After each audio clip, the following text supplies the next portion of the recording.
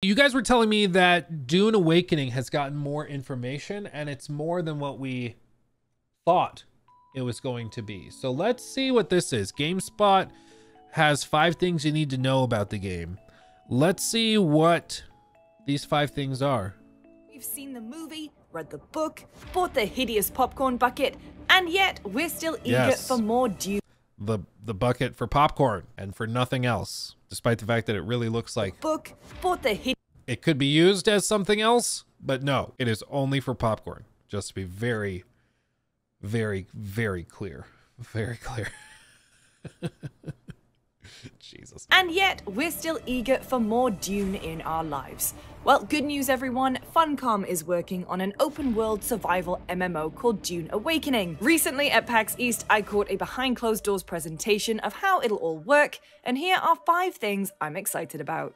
FYI, before we kick off, the game is still very much in development, which means we might not have direct footage of exactly what I'm talking about, so please bear that in mind. Alright, let's start with the area of a game that I typically spend a lot of time on, character creation.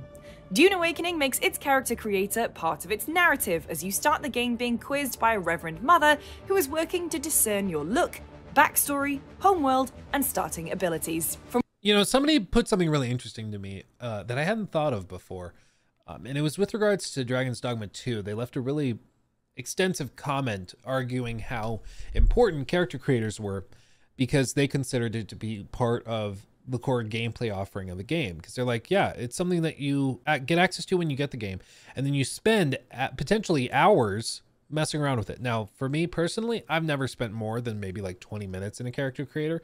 I just don't care that much, especially when I'm wearing armor and stuff. Like, I'm not going to see my face. It doesn't matter that much to me. But some people go hard for character creators and will spend hours in it. And they were like, yeah, no, it's really important that devs put a lot of effort into it, because any other part of the game, any other sequence, boss fight, whatever, that you're going to spend 2 hours messing around with or engaging with, they're going to put a lot of effort into that.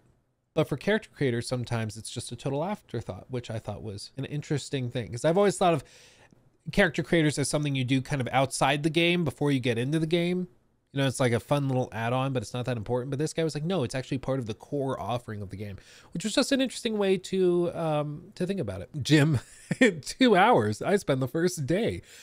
Well, my buddy Caleb, I tease him all the time. Back when we lived together, in like my very first apartment outside of living at home, we had this like little apartment that was in like the basement of a house in Old Town that we lived in. Nice little spot, but it was fun because like I had in the family room, we had the big couch, and then we had a TV for me and a TV for him, and then we both have our consoles hooked up to it so we could play games, you know, at the same time. And it was always funny because I remember like God of War 2018 came out, and I was playing through that, and he would play Skyrim, and then he would just spend like the whole evening, 3-4 hours messing with mod loadouts, character creator and designer, and like he wouldn't play the game at all in that whole evening, and then he'd shut it down like, okay, that was fun. I'm like, what? He's like, yeah, that was great. It's like, you didn't play the game though. It's like, well, I have a lot of fun doing this. Okay, like for him, the character creator, the mod loadouts and things were part of the game. It was part of the fun, and in fact, he found it to be more fun in some cases than the actual core of the game, which is just really funny. From what I saw, the character creator is pretty robust, with a lot of options for customization. You can play as a Harkonnen character, and even age your tattoo, which I don't think I've ever seen before. While Dune Awakening's story isn't going to make you go full Paul Atreides, and honestly, you should probably never go full Paul, there is a main narrative to pull you through the world of Arrakis if you'd like some story to go along with your crafting and survival gameplay. Dune Awakening is a survival MMO, so you'll need to keep your wits about you to survive the scorching heat.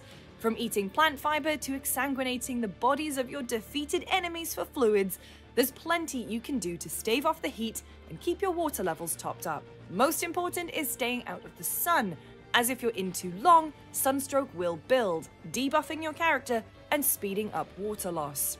Gathering materials in survival games can get old quickly, so I was pretty pleased to see that there's a kind of minigame associated with scavenging certain resources.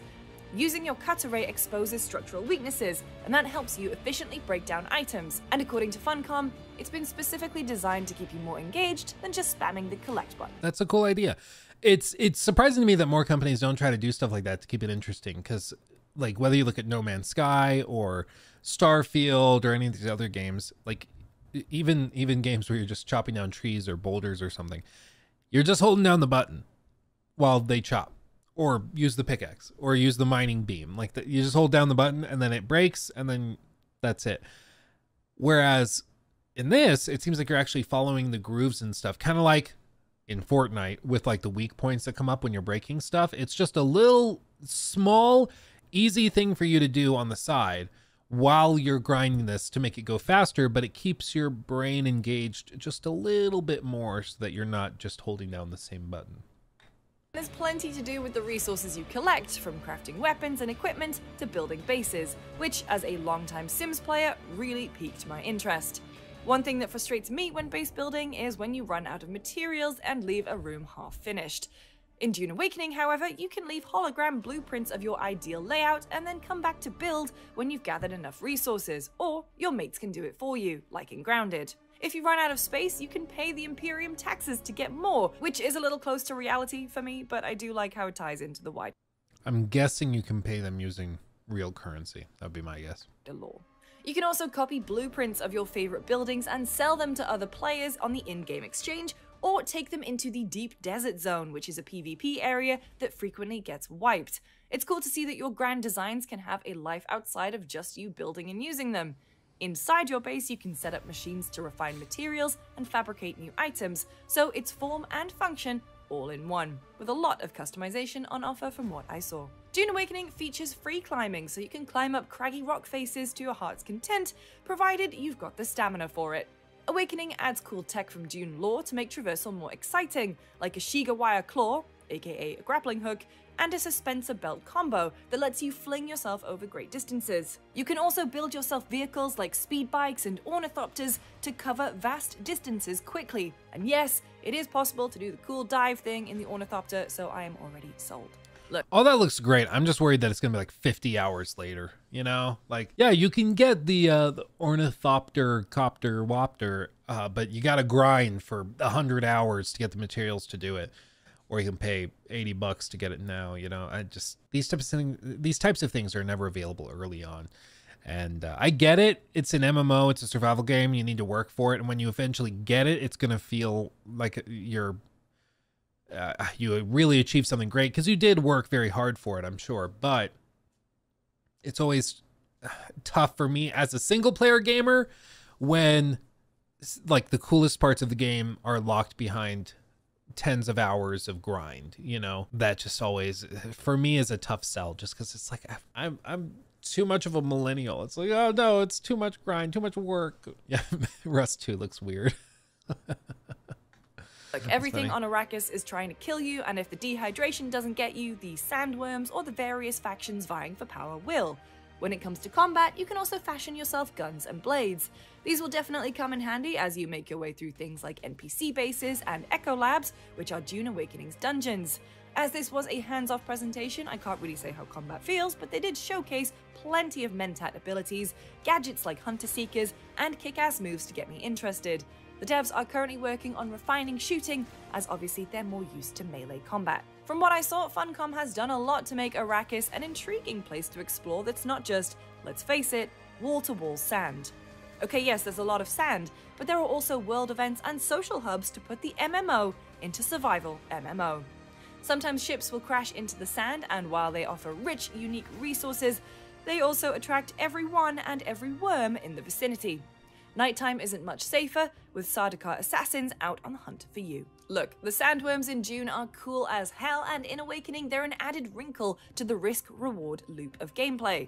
You'll frequently need to go out into the sand to get resources, especially spice, but in doing so, you'll likely attract the attention of one of the giant creatures. You can distract them, you can run from them, but you can't kill them. You just need to get to rocky ground as soon as you're able. Sadly, you won't be able to ride one at launch, but there's hope that it will be implemented in the future. The team are working on the best way to do it, both from a technical and gameplay standpoint. So that was a brief rundown of what I saw at PAX, but there are still plenty of questions about Dune Awakening left to answer. Interesting. I don't know. For me, it's like, it seems like there's a solid, you know, game there. I've no doubt that there's going to be something here for people to enjoy, but like, it's clearly not targeting people outside of the survival MMO genre, which it shouldn't. It shouldn't. But as somebody that doesn't play like survival MMOs, it just doesn't really hook me. It's not really doing it. Not really doing it for me. He took my thing.